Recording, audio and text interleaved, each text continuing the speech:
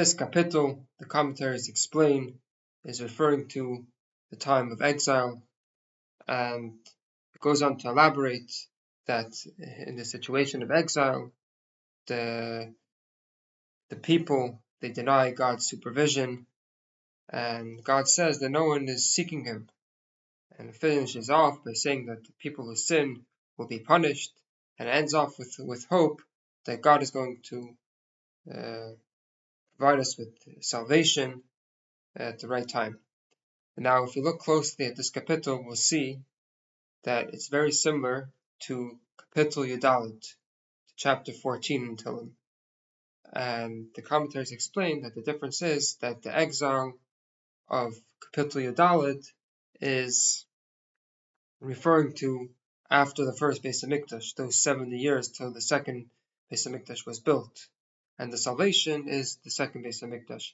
In our kapitel, the time of exile, the time of Galus, is after the second Beis Hamikdash was destroyed by Titus, and the salvation is referring to the Mashiach.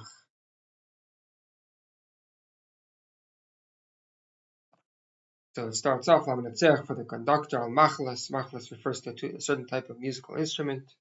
Maskela David. Maskela is a certain type of song. David by King David. Amar Nava Balibe. The degraded man says in his heart, Ein Alekim, there's no God. And like we said, this is referring to after the destruction of the second Beis Hamikdash. So the commentators explain this is Titus, who the Gemara says a lot of things about him. That when he went into the holy temple, and he committed different sins over there, and he took the vessels of the Beis Hamikdash back, and when he saw that God didn't react, he said, "There's no God." They acted corruptly and despicably. Avol, that evil, and no one does good. So the one writing the kapitel, David, is saying how the situation is such that no one is doing good, and no one believes in God's supervision. Alakim Yishamayim Hishkiv, for a God from heaven, he looks down over the Adam on the people. Lira is to see. Hayesh Maskal, is there someone who can reflect? Derus is Alakim, and who seeks God. And he says, Kule Sog, they all have gone astray. Yachtav, together. Yalachu, they became depraved. Eine Sitov, they don't do good. Engam Echad, even one. Which, as we explained before, this kapitel is referring to Titus, the one who destroyed the second Beis Hamikdash, and he's saying that no one in Titus's army or legion, whatever you want to call it, is against what Titus is doing. Everyone is a participant and denies God the same way. And God says, do they not realize these people who do evil? The people who eat my nation, like they eat bread. Elikim, like karo, and they don't call unto God.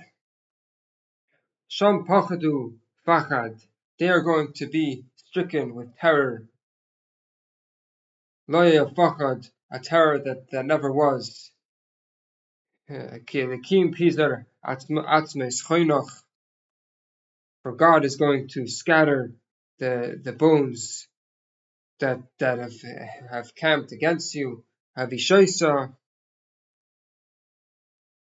you have ashamed those people that went against his people. Kalakim Asam, for God has become disgusted by them. And now the kapitel ends with a prayer.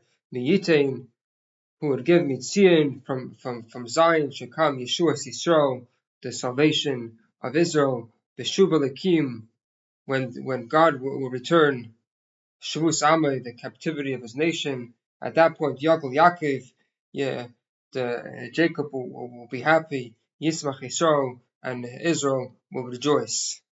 which is obviously referring to the time of Mashiach, when God is going to redeem his people.